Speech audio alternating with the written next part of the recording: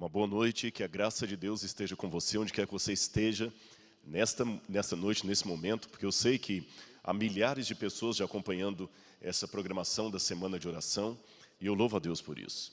O ideal é que você pudesse estar com a gente aqui na igreja.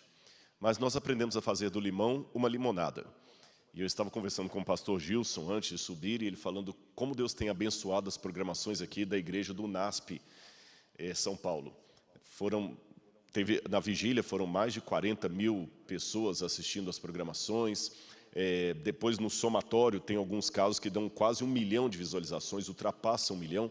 Deus seja louvado acima de tudo. Você sabe que tem uma promessa, que se nós estudarmos com afinco os livros de Daniel e Apocalipse, um reavivamento poderia ocorrer no meio do povo de Deus. E é por isso que durante essa semana nós estamos estudando o Apocalipse, para tentar descortinar os propósitos que Deus tem para a sua igreja, para o seu povo, para mim e para você. Agora, é claro que se eu fosse estudar o Apocalipse como um todo, eu precisaria de muito mais do que uma semana de oração. Precisaria de muito tempo.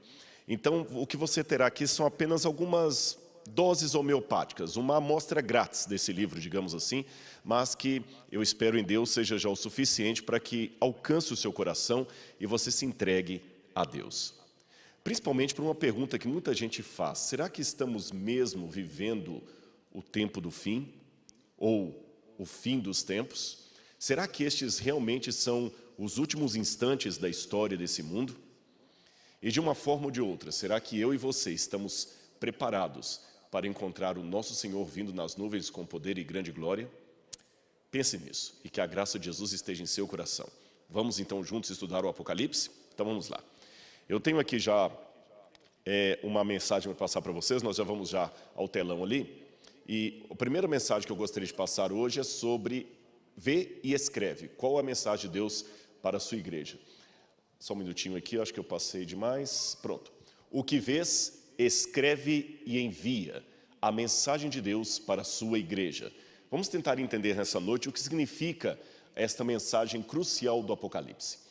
Você sabe que, de acordo com uma tradição do 5º século depois de Cristo, que está num texto apócrifo chamado Os Atos de João, é dito que João teve, auxiliando-o a escrever o Apocalipse, um secretário chamado Prócoros. A Bíblia não diz isto, mas é possível, porque naquele tempo era comum as pessoas terem um secretário que lhes auxiliava na escritura da Bíblia Sagrada. Isso não altera em nada o procedimento de inspiração e revelação da palavra de Deus. Se você olhar bem na sua Bíblia, por exemplo, a carta de Paulo aos Romanos foi escrita por Tércio. A gente fala que a carta aos Romanos é de Paulo, porém o escritor era Tércio. Ou seja, nos tempos bíblicos era comum você ter alguém como autor e outro como o redator. Aquele que escreve sob o ditado do primeiro era uma prática comum naqueles tempos. Então, embora nós não possamos afirmar, para longe de qualquer questionamento, que houvesse um segundo redator no Apocalipse, há uma possibilidade que Prócoro, ou Prócoros, como se diz em latim, seria aquele que ajudou o apóstolo João a escrever esse livro que até hoje nos marca. E alguns pensam até que esse Prócoro, se existiu mesmo, ele teria sido um dos diáconos eleitos da igreja. Você pode ler comigo na sua Bíblia em Atos capítulo 6, versículo 5. Atos, capítulo 6, versículo 5. Assim diz na minha tradução: o parecer agradou a todos, então elegeram Estevão, homem cheio de fé e do Espírito Santo, Filipe, Prócoro, Nicanor, Timão, Parmenas e Nicolau, prosélito de Antioquia. Ou seja, aqui o livro de Atos conta a escolha dos 7 primeiros diáconos da igreja.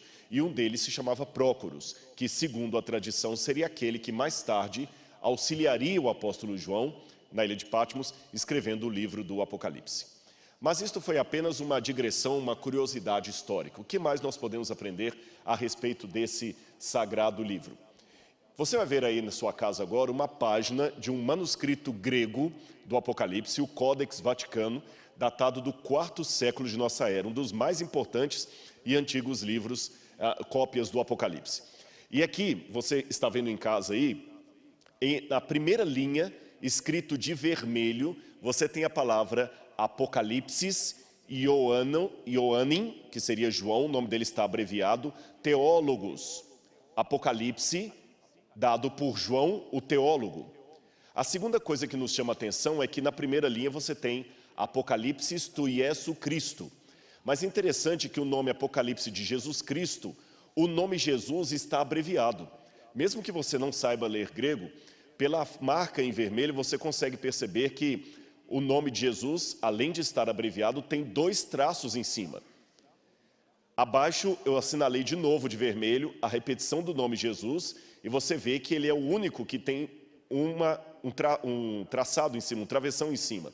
E lá também na segunda coluna você tem o nome de Jesus com um travessão em cima. O que significa isso? Pois bem, esta prática de escrever o nome de Jesus de maneira abreviada, com um travessão em cima, é chamada de nómina sacra. O que é nómina sacra, ou nomes sagrados? Os primeiros cristãos e os primeiros copistas, redatores, tanto do Novo Testamento como aqueles que copiaram, fizeram as primeiras cópias manuscritas da Bíblia, tinham uma reverência tão grande pelo nome de Deus, que eles não escreviam por extenso o nome de alguém que fosse divino. Esta tradição eles já tinham desde os judeus. O judeu tinha uma reverência tão grande com o nome de Deus, aliás, até hoje. Dificilmente um judeu pronuncia Yahweh, o nome de Deus. Ele fala Hashem, que significa o nome, ou então Adonai, que significa o Senhor. Uma maneira de evitar que o nome de Deus seja falado de qualquer forma, de qualquer maneira. E os cristãos primitivos também herdaram isso. É uma prova que eles realmente reconheciam Jesus como Deus, e não apenas como Messias. Quando eles escreviam o nome de Jesus, eles abreviavam, colocando apenas 2 letras e passavam um traço em cima. Quando escreviam Jesus Cristo, novamente, eles escreviam 2 letras de Jesus, 2 letras de Cristo e passavam um traço em cima. Era uma forma de alertar ao leitor que ele estava agora pronunciando um nome sagrado. Voltando à tradição dos judeus, eles iam mais longe ainda.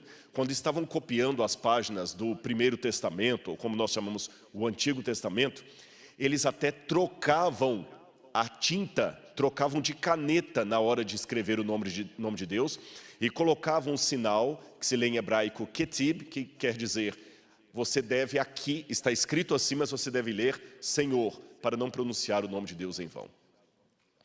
Eu me recordo que uma vez, na Inglaterra, houve uma proibição do governo, porque um grupo de empresários fez uma camiseta com a estampa do príncipe Charles e queria distribuir para as pessoas. E eles foram proibidos de fazer isso.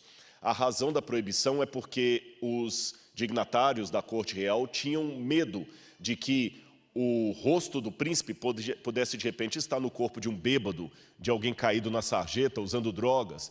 Então, para não desonrar a imagem do príncipe, preferiram não permitir que ninguém fizesse a longa escala camisetas com o rosto do príncipe.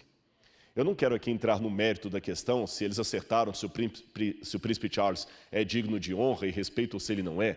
O ponto que eu quero colocar é que, vejam como os britânicos tiveram um respeito para com o príncipe deles, que muitas vezes nós não temos para com aquele que, além de ser o nosso Senhor e o nosso Deus, morreu na cruz do Calvário por nós. Eu não acho que é pecado nós citarmos o nome de Deus numa situação, por exemplo, não, se Deus quiser eu vou lá, graças a Deus eu cheguei. Eu não vejo nenhum problema nisso, desde que eu lembre que estou falando de Deus e não posso fazer piadinhas, gracejos com o nome divino, com falta de reverência para com Deus. A segunda coisa que eu quero chamar a atenção nessa frase que dá título ao Apocalipse, é que se você olhar bem no manuscrito que eu mostrei, em início, na primeira linha, eles escreveram de vermelho, Apocalipse de João, o teólogo, mas logo em seguida, quando fala Apocalipse, ele designa que, na verdade, pertence a Jesus Cristo. E o que significa isso? Deixe-me dizer para você que o grego bíblico, ele às vezes é escrito de uma forma que você pode ler de 2 ou 3 maneiras. É como se eu falasse assim, tem pena de quem tem pena. Percebe? Você pode ler de 2 formas isso aí. Ou, matar o rei não é pecado. dependendo da ênfase, matar o rei é pecado. O grego do Novo Testamento tem algumas frases que permitem mais de uma leitura ao mesmo tempo. E é o caso dessa primeira frase do Apocalipse. Apocalipse de Jesus Cristo. Olha as formas gramaticais que eu posso ler isso em grego. Apocalipse ou revelação das coisas que pertencem a Jesus Cristo. Ou seja, coisas a respeito de Jesus serão reveladas. Esta é uma possível tradução. Outra tradução que eu posso ter, Apocalipse da pessoa de Jesus Cristo. No primeiro momento, na primeira leitura, é uma revelação de coisas a respeito dele. A segunda leitura é uma revelação dele. Conhecer, revelar a pessoa de Jesus. Outra maneira que eu tenho de ler, Apocalipse ou revelação que pertence a Jesus Cristo. É dele, é ele que dá. E uma outra forma que eu posso ler isto, Apocalipse ou revelação que vem de Jesus Cristo, a partir de Jesus Cristo. Qual dessas leituras é a mais correta, Rodrigo? Todas. O Apocalipse é uma revelação sobre Jesus, da pessoa de Jesus, que pertence a Jesus e que parte de Jesus. E o que significa a palavra Apocalipse?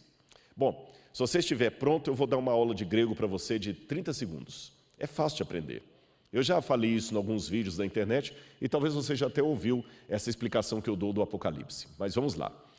Apocalipse é a junção de duas palavras gregas. Apó e calipto.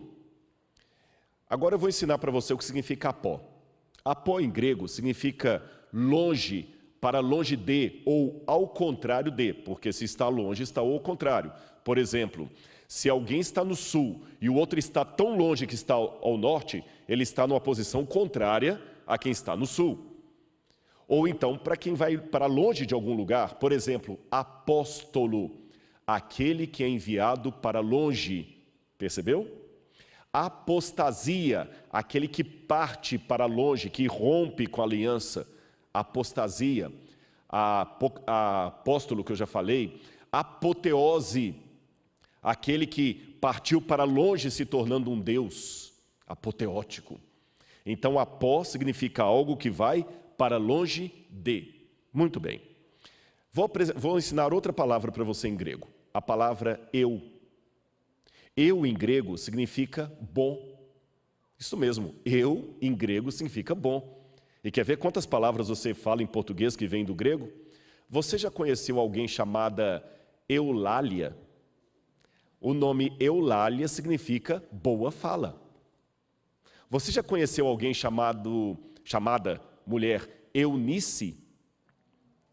Eunice significa boa vitória. Eunique. É o mesmo nome da Nike, do tênis.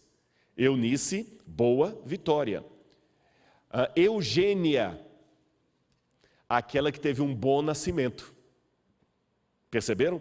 Uma palavra chata, mas que também tem o mesmo sentido. Eutanásia, boa morte.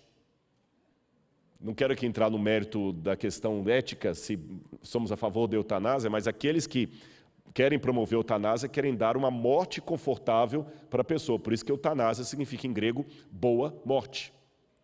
Então, recapitulando, você já aprendeu duas palavras em grego. Apó, que significa para longe de, ao contrário de. Eu, que significa bom ou boa. Agora falta a palavra calipto. Calipto significa sombra. Sombra. Tanto que, se eu juntar a palavra eu com calipto, vai formar o quê? Eucalipto, que significa boa sombra. Agora vamos juntar calipto com apó. Se calipto é sombra e apó é para longe de, então apocalipto é algo que está para longe da sombra, ao contrário da sombra. O que está longe da sombra está às claras, revelado. Por isso que em latim eles traduziram Apocalipse por revelação, tirar o véu, descobrir, mostrar. Agora que você já sabe o sentido grego da palavra Apocalipse, para longe da sombra, você entende a frase, Apocalipse de Jesus Cristo. Eu quero mostrar para você de novo o manuscrito. Olha aí na sua tela. você tem lá, olha, Apocalipse de João, o teólogo, que está escrito em vermelho, e logo depois você tem Apocalipse, revelação de Jesus Cristo, Jesus Christus, que está abreviado como Nomina Sacra. O que mais nós podemos aprender de tudo isso? Olha outros exemplos de Nomina Sacra que nós encontramos em outros documentos cristãos. Ali em cima você tem o nome Jesus, em Nomina Sacra. Aqui você tem também o nome Deus. Você nota que Deus, na terceira linha, são duas letras ali, está coberto de cor cinza. O nome Deus aparece também abreviado. Aqui também Deus, Deus, só que escrito na forma... aqui está na forma nominativa, o outro está na forma dativa. Ali você tem o Papiro Oxyrhyntus, que é uma cópia de uma tradução grega da Septuaginta, e onde eu marquei ali com a seta vermelha, você tem justamente o nome de Deus escrito com letras em paleo-hebraico. Tal era a reverência que se tinha pelo nome sagrado de Deus. Agora eu quero chamar a sua atenção para uma leitura do Apocalipse. Depois que lê a introdução, o título, você tem uma coisa aqui interessante, que eu vou ler como está na minha tradução, e mais uma vez o convite. Se você está na sua casa, pegue a Bíblia correndo, leia. Você verá que alguns versos eu coloco ali no PowerPoint, escrito, para que você possa acompanhar. Outros, a propósito, eu não coloco ali, para que você acostume a pegar a sua Bíblia, folhear, ou se quiser usar até um aplicativo de um smartphone, alguma coisa assim, você encontrar ali. Apocalipse, capítulo 1, versículo 3. Olha que interessante. Em algumas Bíblias, esse texto aparece assim: bem-aventurado aquele que lê e aqueles que ouvem as palavras da profecia e guardam as coisas nelas escritas, pois o tempo está próximo. Noutras traduções diz assim: bem-aventurados aqueles que leem e aqueles que ouvem as palavras da profecia. Eu não sei se a tradução da Bíblia que você tem em sua casa traz os dois no plural, ou no plural, outro no singular. Mas eu quero dizer para você que o correto, de acordo com o original grego, é bem-aventurado aquele, singular, que lê, e aqueles, plural, que ouvem. Não é aqueles que leem e aqueles que ouvem. Em outras palavras, o convite que eu faço hoje aqui na igreja, ou através da internet, pegue a sua Bíblia, leia, não era um convite apropriado para aquela época, porque a maioria das pessoas não teriam um exemplar da Bíblia consigo. Olha de novo aí na tela a foto de uma imagem da igreja cristã primitiva. Olha lá, havia um que lia e os outros que ouviam. E sabe por quê? Era caríssima a produção de um manuscrito naquele tempo. Eu vou dar alguns preços para você. Mais ou menos no final do primeiro século, uma folha de papiro, mais ou menos do tamanho de um papel chamex, um pouco maior aí, um tamanho carta, custava entre 2 e 4 denários. Um denário era uma moeda que você ganhava por um dia de trabalho braçal no campo. Você trabalharia o dia inteiro para no final do dia ganhar um denário. Se uma folha de papiro custava de 2 a 4 denários, eu precisaria trabalhar de 2 a 4 dias para ter uma folha de papel. Era muito caro produzir um livro. Então você vê a que custo e a que renúncia os cristãos primitivos prepararam as primeiras cópias da Bíblia para transmitirem às gerações futuras, no caso eu e você, as palavras que eles ouviram de Jesus, dos apóstolos e dos santos profetas. Em outras palavras, talvez o nosso pecado é que nós temos muito e por isso não damos valor. O Apocalipse, então, ele era produzido e uma cópia ficava rodando de igreja por igreja e as pessoas corriam para ali para poder ouvir o que o livro tinha. Bom, já expliquei o que significa a palavra Apocalipse, agora o Apocalipse mesmo, o que seria? Nós temos o gênero apocalíptico que começou como um movimento. Você tinha primeiro o profetismo e depois veio o movimento apocalíptico. O que é isso? Volta para mim que eu vou explicar para você. Você conhece no Antigo Testamento os vários profetas de Deus. Tem vários profetas. Isaías, Jeremias, Davi foi um profeta de Deus, Moisés foi um profeta. Havia o movimento do profetismo. Só que depois do cativeiro da Babilônia, até durante o cativeiro mesmo, Daniel, o profeta, inaugurou um tipo de profecia diferente. Na verdade, Daniel e Ezequiel inauguraram esse tipo. A profecia apocalíptica, ela tinha uma forma literária diferente da profecia comum. Eu vou explicar para você. Normalmente, a profecia clássica era de um profeta que recebia de Deus uma revelação sobre algo que estava acontecendo nos seus dias. Então, o profeta era orientado por Deus a denunciar um pecado do rei que estava acontecendo naquele tempo. Outra questão, a profecia clássica geralmente começa com "assim diz o Senhor" e anuncia ao povo uma tragédia iminente. Já a profecia apocalíptica, ela é um pouco diferente. Ela geralmente alude a coisas da época do profeta, mas, em sua maior parte, a acontecimentos muito futuros para um tempo posterior à época do profeta. E, diferente da profecia clássica, que começa com a frase "assim diz o Senhor", a profecia apocalíptica sempre começa com "vi e ouvi". A profecia clássica é direta. Tu, ó rei, estás em pecado porque não estás organizando as coisas na sua casa. A profecia apocalíptica não, ela é dada de maneira simbólica, ela precisa de uma interpretação, de um intérprete. A profecia clássica era algo que Deus falava direto ao profeta e ele repetia para o rei e para o povo. A profecia apocalíptica, Deus usava às vezes um intermediário, um anjo, alguém que esclarecia para o profeta os símbolos do que ele estava vendo. Então inaugurou-se uma nova forma literária chamada profecia apocalíptica, que é um pouquinho diferente da profecia clássica. Ficou claro isso para vocês? Por exemplo, Isaías falou: "Eis que a virgem conceberá e dará à luz a um menino." João viu o quê? Uma mulher voando pelo céu, um dragão tentando devorar a mulher, tentando devorar a criança da mulher. É uma forma simbólica. Por que Deus fez isso? Deus é didático. E ele sabia que as mensagens que ele deveria dar agora deveriam ser codificadas. Por que essas mensagens deveriam ser codificadas? Porque elas estariam sob ameaça constante. E se Deus denunciasse de maneira clara os oponentes, eles destruiriam o livro. Então Deus fez aquilo de uma forma parabólica, em forma de parábolas. Há também uma outra razão pela qual os apocalipses são dados em forma de símbolos. É porque o profeta viu coisas inefáveis, ele viu o céu. Seria mais ou menos como um índio que nunca viu a civilização. Imagine um índio que nasceu, cresceu e se tornou adulto no meio da selva, na sua aldeia. Aí você pega esse índio, coloca uma venda nos olhos dele e traz esse índio até o centro de São Paulo, na Praça da Sé.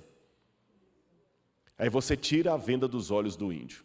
E deixa o índio contemplar tudo. Ele vai contemplar carros passando, motos, avião, helicóptero, metrô, pessoas andando. Depois você coloca a venda nos olhos desse índio e leva o índio de volta lá para a selva. Quando ele chega no meio da aldeia, qual você acha que vai ser a reação desse índio? Os que estão aqui comigo, o que vocês acham? Ele não vai aguentar ficar calado. Só que quando ele abrir a boca para contar as coisas que ele viu, o que faltará? Vocabulário. Então ele vai tentar contar para os seus amigos o que ele viu, usando o melhor que ele pode de comparações. Talvez ele conhece uma lagarta, mandruvá, que ele vai comparar o metrô a uma lagarta gigante com pessoas dentro dela. Talvez o mais próximo de um helicóptero seria a libélula. Então ele fala que ele viu um inseto gigante que fazia um barulho ensurdecedor. Para quem já está acostumado com a poluição sonora, talvez não é tão ensurdecedor assim, mas para o índio, ele vai falar como um barulho de uma grande catarata. E assim por diante. Agora, se aconteceria isso com um índio no centro de São Paulo, imagine com João que viu a eternidade. E olha que Deus, de maneira muito sábia, já mostrou para João a eternidade de maneira codificada. Deus já deu uma amenizada para ele. Vamos agora voltar de novo para a nossa tela, para outra informação sobre o livro do Apocalipse. Vamos ao nosso próximo passo aqui. Por que tem códigos no Apocalipse? Eu já disse a razão. E nós podemos deduzir ou quebrar esses códigos olhando a própria Bíblia.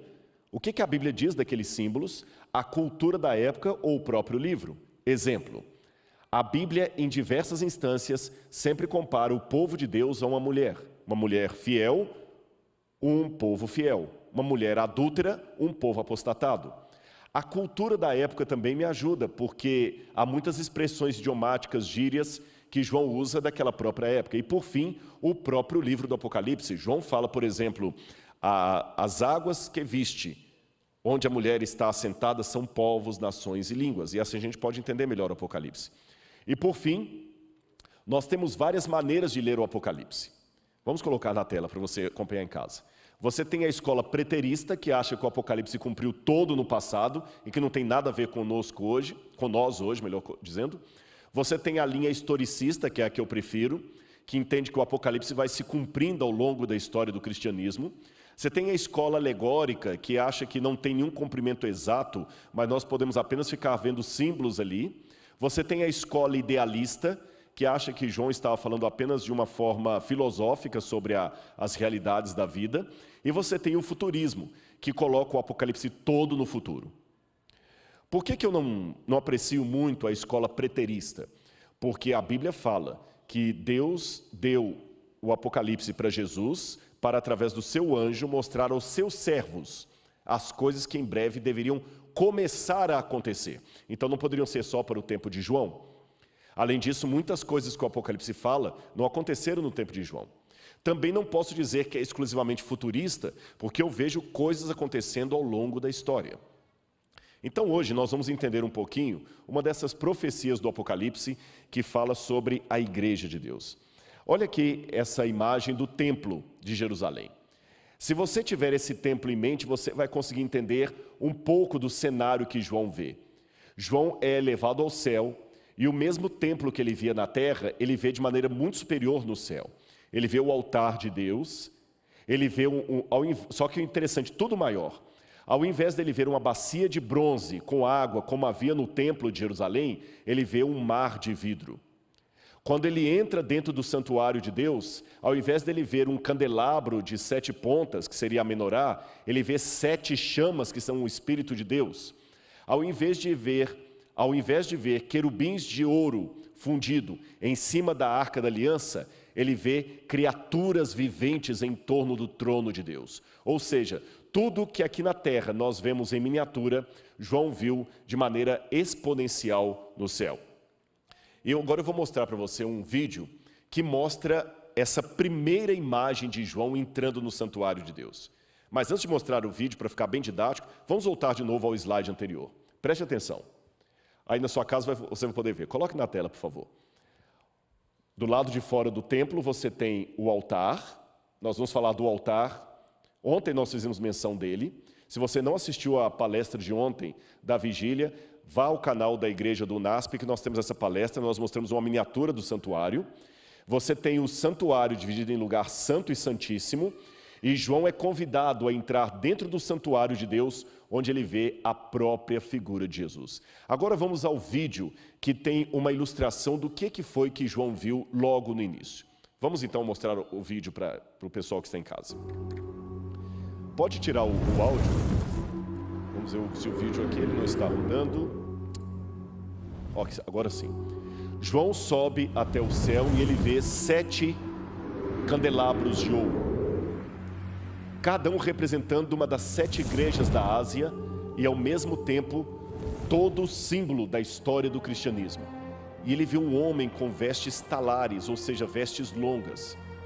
Esse tipo de veste longa que ele vê era uma veste que somente alguém que era sacerdote, rei ou monarca podia ver. E quando aquele homem vira, João cai prostrado diante dos seus pés como se tivesse morto. A glória era muito grande. Ele tem medo, mas quando ele contempla mais de perto, ele reconhece aquele homem que tem vestes longas e se aproxima dele. É familiar. As marcas é o próprio Jesus, que com carinho estende a mão e diz: João, não tema, meu filho. Eu sou o Alfa e o Ômega, o primeiro e o último. Eu estive morto, mas eis que estou vivo pelos séculos dos séculos. Agora, anote tudo o que você vai ver e envie depressa às igrejas que estão na Ásia Menor. E a partir delas, para todo o mundo. Vamos voltar para cá. O que nós vamos ver hoje é o início dessa visão de João. João é convidado por Jesus a anotar as coisas que ele viu e enviar para as 7 igrejas da Ásia. Ontem eu havia mostrado para você que as 7 igrejas da Ásia Menor são 7 das principais igrejas, não as únicas, que havia ali perto da Ásia, e uma delas era a cidade de Éfeso, onde João era pastor. E as outras eram como se fossem cidades satélites dali. E João começa a escrever 7 cartas e enviar para as 7 igrejas. Agora está na hora de saber o que significam estas 7 cartas. Bom, a escola alegórica coloca qualquer símbolo que você quiser no Apocalipse. E eu fico preocupado também de pegar o Apocalipse e começar a ver qualquer coisa ali. Sabe, deixe-me colocar uma regra hermenêutica para você. O Apocalipse não pode ser música de amor quando você está na fossa, qualquer uma conta a sua história. Ele tem um símbolo, mas tem algo objetivo ali. Eu não posso simplesmente agora achar que a besta do Apocalipse é a ONU, que a besta do Apocalipse é um computador, que a besta do Apocalipse é o governo Macron, que a besta do Apocalipse é Maduro, que a besta do Apocalipse é... Eu não posso ficar agora colocando quem eu bem quiser ali, é Hitler. Não, se for assim, qualquer coisa encaixa ali. Eu tenho que entender a cultura da época para ter uma pista de qual o significado daqueles símbolos que João apresenta. E aqui, voltou aqui um pouquinho, só um minutinho, vou colocar no ponto aqui o slide. Isto. A primeira coisa que nós notamos é que havia naquela época de João, isso é de um livro que eu tirei de história do antigo Império Romano, que havia documentos que eram emitidos em nome do imperador e eram mandados de modo público. Agora, o que chama atenção é que as cartas do imperador eram dadas na primeira pessoa, como se fossem cartas pessoais, mas elas eram colocadas em público para que todos lessem. Então, embora fosse escrita, eu aconselho a você, era para todo o império acompanhar aquilo. Então, Jesus usa a mesma estratégia. Por que Jesus faz isso? Porque os primeiros leitores de João estavam acostumados com isso. Então, por isso que as primeiras cartas do Apocalipse são dadas, aparentemente, para uma igreja, mas são para toda a Ásia, e não para aquela igreja específica. Eu vou explicar para você como é que era no tempo de Roma. Vamos supor que o imperador Diocleciano quisesse mandar uma carta para a cidade de Cartago. Mas ele não falaria apenas dos problemas de Cartago, mas de toda a região. Então ele escreveria assim: ó Cartago, você não está cuidando bem da água que Roma provê para você. Cuide da água. Mas embora aquela carta fosse dada para aquela igreja, para aquela cidade, todas as províncias recebiam uma cópia da carta do imperador e liam e aplicavam para a sua própria realidade os conselhos que ele deu destinado a uma única cidade. Percebeu isso? Outra coisa que nós podemos aprender. De acordo com outros registros do passado, os apocalipses tinham o costume, desde a época persa, de transformar a história do povo de Deus em capítulos e simbolizar esse capítulo por elementos como cartas, sonhos, animais ou até eras. Olha aí no quadro. Nós temos aqui o manuscrito de 2 apocalipses judeus que não eram inspirados, mas tinham o mesmo tipo, o mesmo estilo do Apocalipse. E nós vemos que alguns deles marcam a história do povo de Deus em forma de etapas, como aliás os seculares também faziam. Por exemplo, Virgílio e Ovídio, que eram historiadores romanos, eles falam de Augusto trazendo a era de ouro, antecedida pela era de ferro, de prata e de bronze. Os apocalipses judaicos também falam de uma periodização simbólica da história. Por exemplo, o livro de Enoque, que você tem a cópia do manuscrito aí na sua foto, ele fala da história do povo de Deus simbolizada por diferentes animais. E também fala de personagens simbolizando cada uma parte da história do povo de Deus. O Apocalipse das Semanas, por exemplo, é um breve relato da história da humanidade em uma série de semanas, cada semana representando um capítulo da história da humanidade. Perceberam? Se era assim, eu tenho que ler essas 7 cartas como sendo ao mesmo tempo conselhos que João deu para as igrejas da Ásia e capítulos da história do povo de Deus. A diferença é em que enquanto os autores romanos pegavam a história passada e a dividiam em etapas, o Apocalipse faz isso com a história futura. porque Deus conhece o futuro. Então ele separa a história da igreja cristã em 7 períodos, representados por 7 cartas que João envia às 7 igrejas da Ásia Menor. Quando você estudou no ensino médio, você se lembra das aulas de história? Falava-se de idade antiga, depois falava-se de idade média, idade moderna e idade contemporânea. É uma forma que os historiadores usaram de dividir a história da humanidade. Deus fez do mesmo modo. E por que Deus fez assim, Rodrigo? Porque Deus é didático.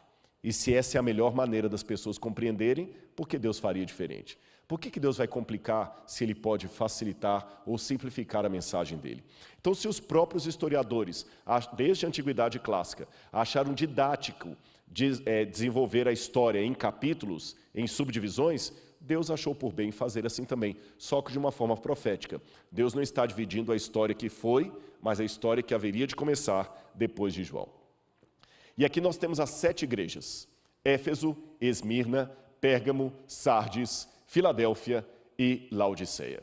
Eu não terei tempo de falar de cada um dos capítulos da história da igreja, mas eu posso resumir numa temática muito interessante. Observe aí na sua casa que eu coloquei um versículo de cada uma das cartas, e todos eles acentuam qual é o tema principal: a volta de Jesus. Veja, a igreja de Éfeso há a seguinte advertência: arrepende-te, senão venho a ti. Apocalipse 2, verso 5. A igreja de Esmirna ele diz: sê fiel até a morte, e dar-te-ei a coroa da vida. Apocalipse 2, verso 10. A igreja de Pérgamo ele diz: portanto arrepende-te, senão venho a ti sem demora. A igreja de Tiatira: conserva o que tendes até que eu venha. Apocalipse 2, 25. Perceba sempre o movimento de Cristo vindo. A igreja de Sardes: se não vigiares, virei como ladrão, e não conhecereis de modo algum em que hora virei contra ti. Apocalipse 3, verso 3. Filadélfia: venho sem demora. Apocalipse 3, verso 11. Mas quando vamos a Laodiceia, a última etapa, o último capítulo da história da igreja, não diz eis que venho, diz eis que estou à porta e bato. O que significa isso? Eis que venho, eis que virei, estou à porta e bato. O que significa? Cheguei. Se eu tivesse vindo para cá e o pastor manda uma mensagem: Rodrigo, você já está vindo? Pastor, eu já passei de tal lugar. Já passei de tal lugar. Já passei de tal lugar. Já entrei na estrada de Itapecerica. Já passei diante da igreja da Alvorada. Alvorada, né? Pastor, estacionei. Não estou mais vindo. Cheguei. E a igreja de Laodiceia, meus amigos, representa justamente o último período da história do cristianismo. E eu tenho uma notícia boa e uma notícia ruim para dar para você. Essa própria frase, eis que estou à porta e bato, ela tem algo bom. Se Jesus está batendo a porta, é porque Ele está ali. Mas tem algo ruim. Ele ainda está do lado de fora.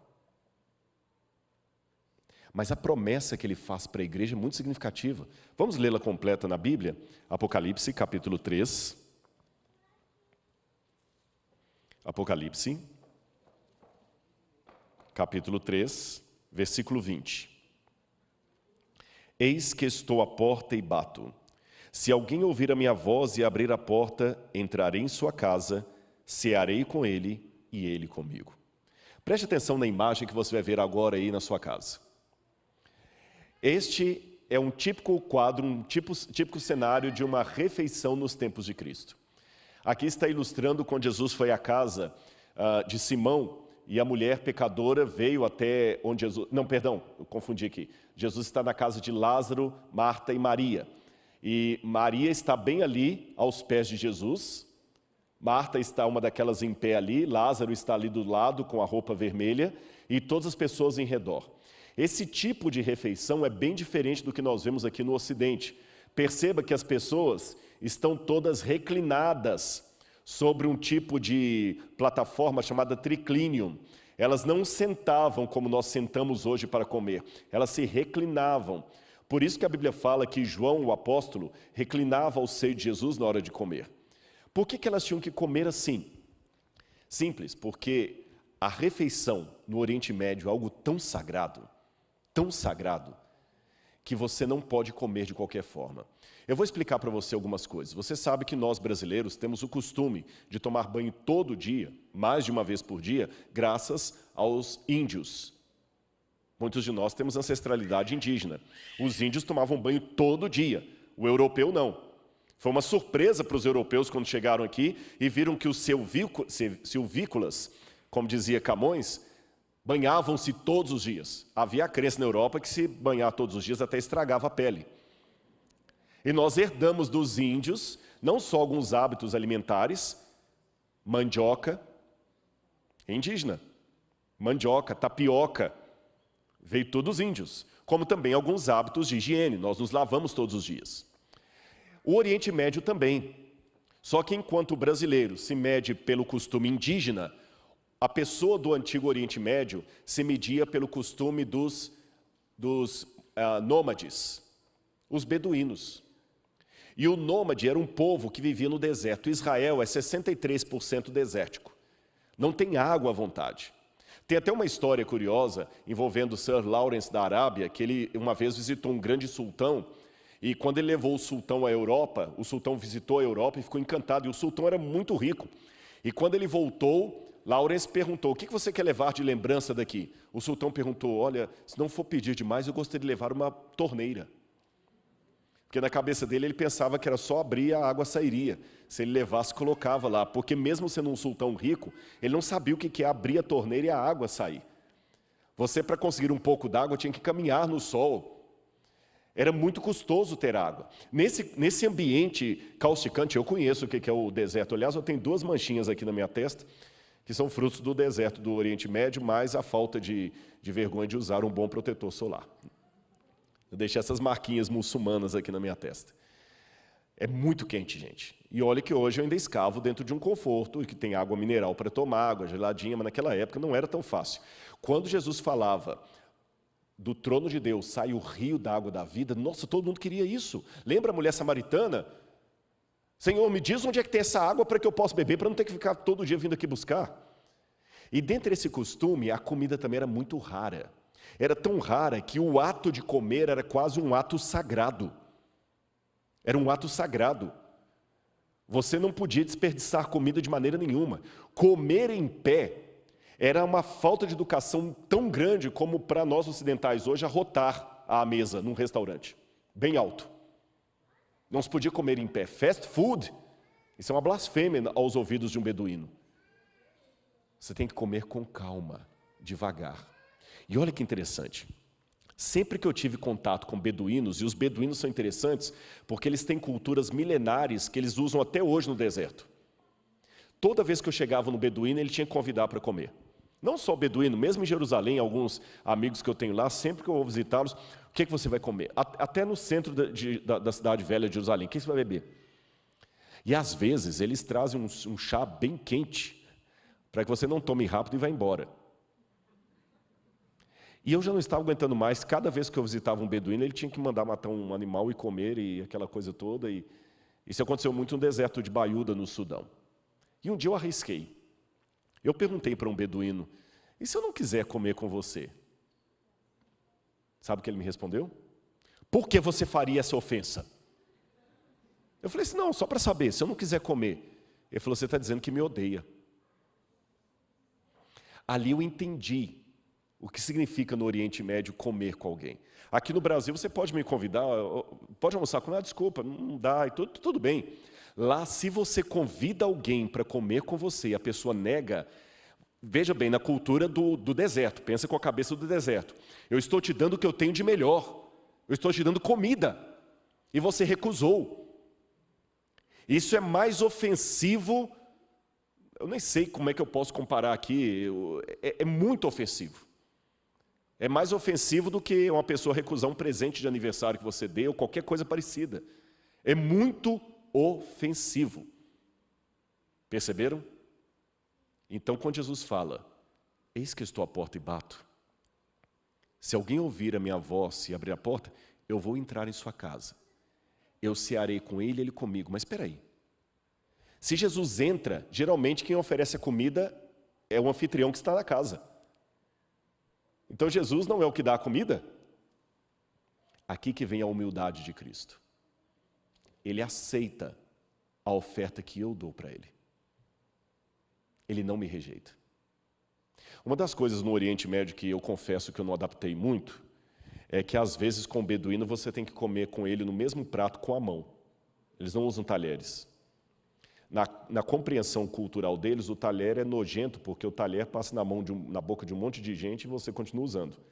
A mão é mais limpa, porque só passou na sua boca e foi você que lavou. O talher você não sabe quem que lavou, como é que lavou, em que boca passou, e você está pegando e usando. Então eles acham nojento o talher. Eles pegam com a mão mesmo. Mas ele trazia, sentado ao chão, aquela panela com a comida e eu comendo com a mão ali junto com ele. O que para mim, por ser ocidental, era um exercício meio difícil, para eles era a melhor maneira que ele tinha de me tratar como irmão. Me chamar para comer e comer no mesmo prato que eu. Lembra Judas Iscariotes, que Jesus falou, aquele que põe comigo a mão no prato me há de trair? Quando eles querem, em alguns países totalitários, como o Afeganistão com o Talibã, punir uma pessoa que rouba, eles cortam a mão da pessoa. Por quê? A mão direita é para tocar na comida, a mão esquerda é para a higiene pessoal. Então, se ele corta a sua mão direita, você vai ter que tocar na comida com a mão. Ninguém vai querer comer junto com você, você está constantemente excluído. Eu estou contando tudo isso para vocês verem como é que a fala, eis que estou à porta e bato, eu cearei com ele, ele comigo, tem um significado muito mais amplo do que simplesmente, vamos amanhã comer uma pizza? É muito banal isso. Ele chegou a Laodiceia e ele convida para entrar. Agora, uma coisa que me chama a atenção, e você vai ver uma frase que eu coloco aí de um teólogo já falecido, o Dr. Lloyd Jones. Será que a história das 7 igrejas é uma história para comemorar? Eu vou ler com você. Talvez não exista nada que tenha denegrido tanto a glória de Deus como a história do povo na igreja. Por isso, vou tratar desse assunto sobre aprender da história. O famoso dito de Hegel faz nos lembrar o que aprendemos da história é que não aprendemos nada da história. Ora, no que se refere ao mundo secular, essa é uma verdade plena e indubitável.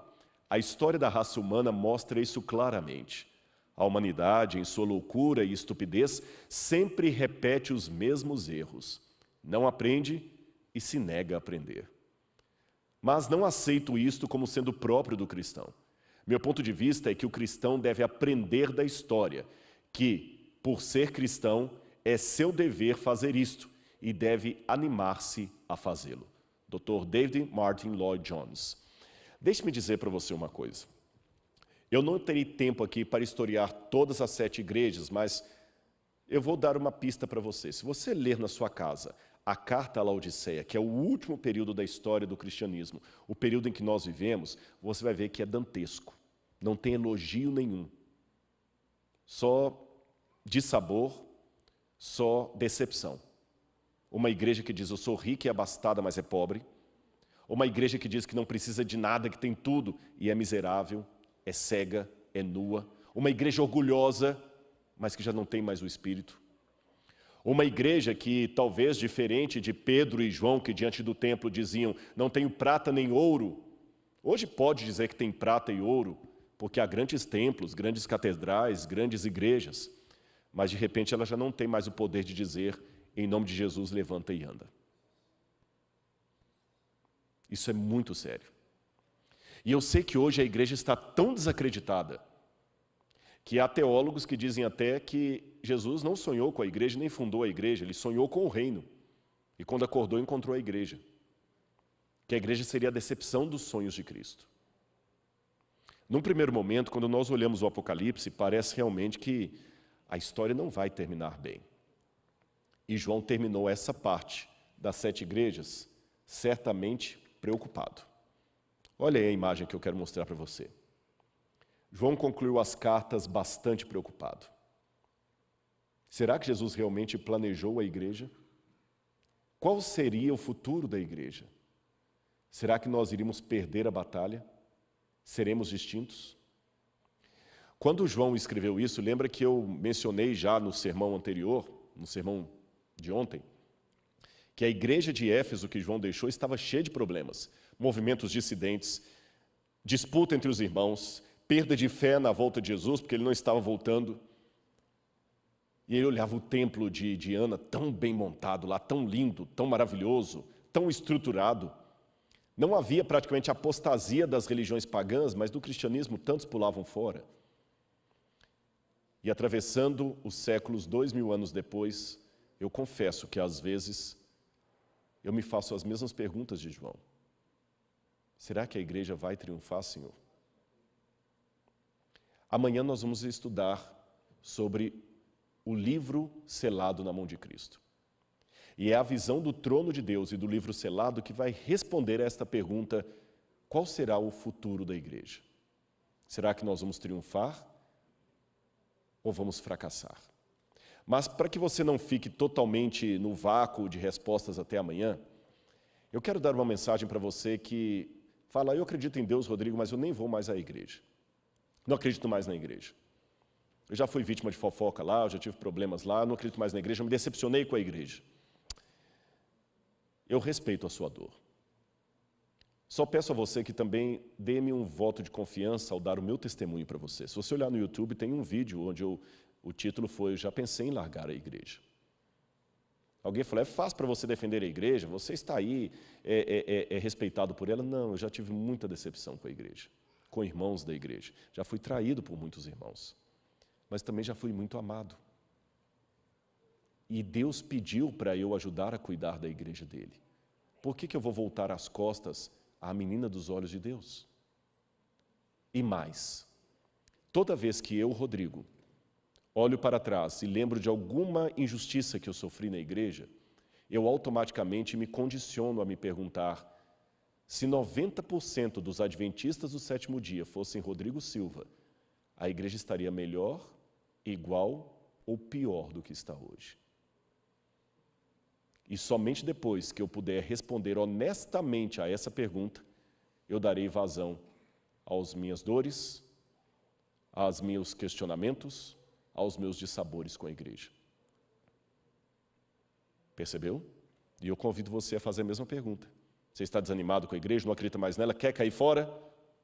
Faça a pergunta que o Rodrigo faz sempre para si mesmo. Se 90% da igreja fosse você, ela estaria melhor? Estaria igual ou estaria pior? Qual é o futuro dessa igreja? Essa resposta nós daremos amanhã.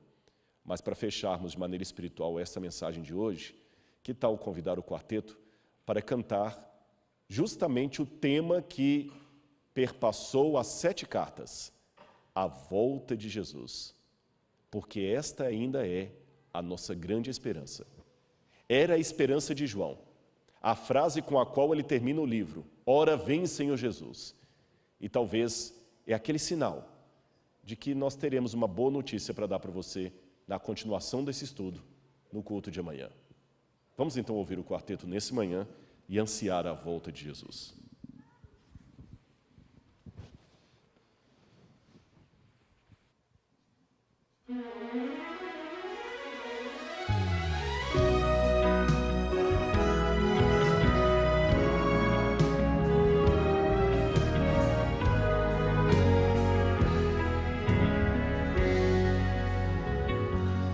Este mundo não tem mais saída,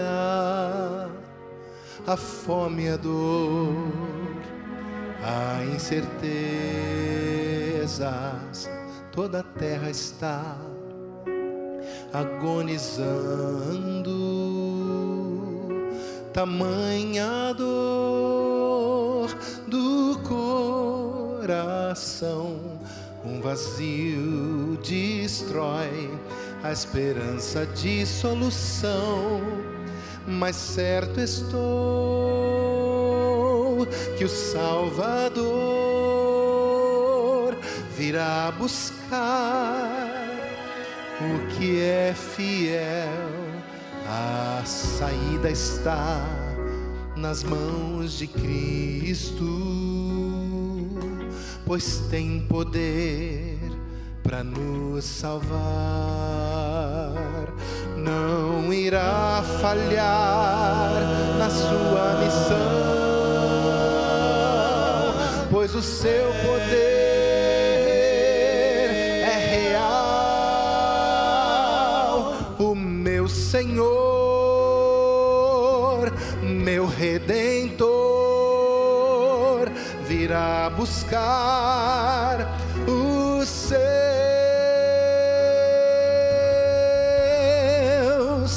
Com poder virá em majestade, em glória, nas nuvens do céu virá o Rei dos Reis, Senhor dos Senhores. A salvação trará do céu a nós.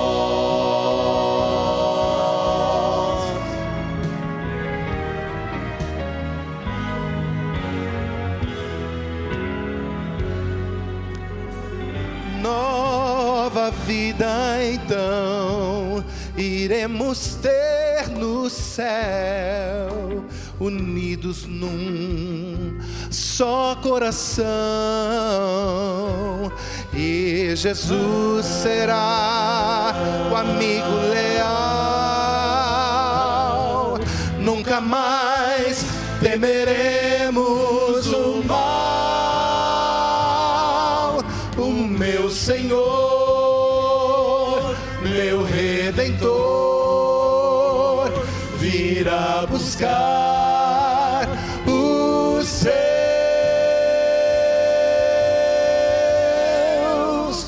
Com poder virá em majestade, em glória, nas nuvens do céu virá o Rei dos Reis, Senhor dos Senhores. A salvação trará do céu a nós. Esse Deus que é poderoso tem poder de sobra para dar. Venha provar desse imenso amor, amor.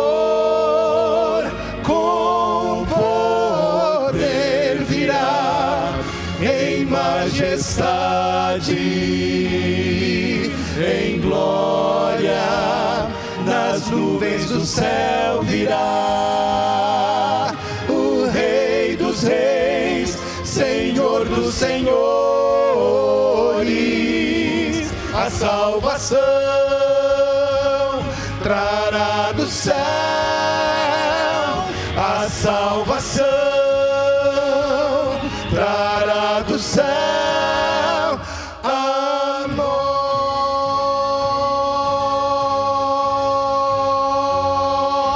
nós, a nós.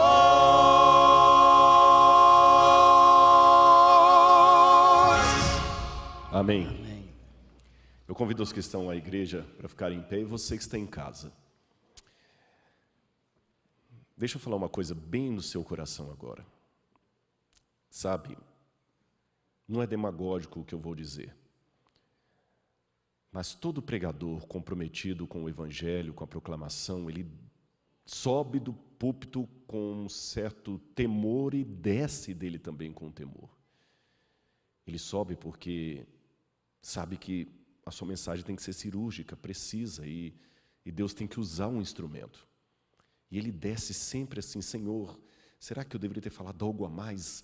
O que faltou ser dito para que aquela pessoa tomasse a decisão?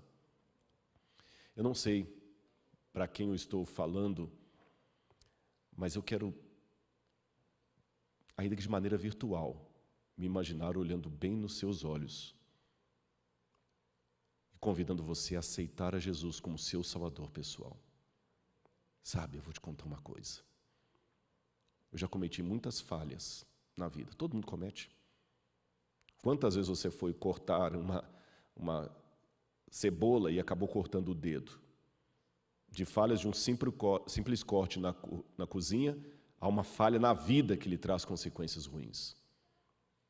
Mas se tem uma ação, uma decisão que eu nunca me arrependi por nem um segundo, foi de ter entregue o meu coração a Deus. Eu quero ver Jesus voltando, nas nuvens com poder e grande glória. E se eu estou agora falando para alguém que está duvidando, meu Pai, por favor, toca nessa pessoa agora. Dá para ela a convicção que talvez já não tenha mais. Mas se você me ouviu até aqui, é porque de alguma forma o Espírito Santo impressionou o seu coração. Senão você não chegaria até esse ponto do vídeo. E eu quero orar por você agora. Como se estivéssemos apenas nós dois numa sala e Jesus. Ore comigo. Amado Senhor, no poderoso e sagrado nome de Jesus, eu ergo agora a minha voz. Não em meu nome, Pai. É pelos méritos do Cristo. Estamos num mundo de muito ódio, Senhor, de muita inveja, de muito mal entendimento, de muita ira. Eu só peço uma coisa ao Senhor, Pai, ou duas, com os meus irmãos e irmãs ouvindo. Primeiro, Senhor, justifica-me por Tua justiça. Dá-me humildade, não permita que jamais o meu eu, o meu ego, as minhas falhas possam ser um ruído na mensagem que o Senhor quer transmitir. E o segundo pedido, dê-me, Senhor, se possível, o privilégio e a alegria de ver pessoas se decidindo ao Teu lado por esta mensagem. Toca no coração de todos nesse momento, ó Pai. Por favor. E que Jesus possa voltar logo nas nuvens com poder e grande glória. Que deixe de ser apenas um hino belamente cantado por um quarteto belamente cantado, mas que não seja apenas um hino ou um quadro estampado no fundo da igreja, que seja uma visão diante dos nossos olhos. Como disse o apóstolo João, amém. Ora vem, Senhor Jesus. Se o Senhor está batendo à porta do nosso coração hoje, no período de Laodiceia, que abramos logo essa porta, que a escancaremos. Entra, Senhor. Entra aqui no nosso coração e na nossa vida. Faça uma refeição conosco. Permita-nos orar de olhos abertos, porque estaremos falando contigo. Por favor, ó Deus. Alguns que estão comigo em oração agora não estão conseguindo sentir essa paz. Toca neles, essas pessoas agora, Senhor, por favor. Eu te imploro, Pai. São teus. Cuida dos teus filhinhos. E traga-os amanhã de volta, ainda que de maneira virtual, para continuarmos a estudar o Apocalipse. Pois é em nome de Jesus que eu faço essa prece. Amém, Senhor. Amém.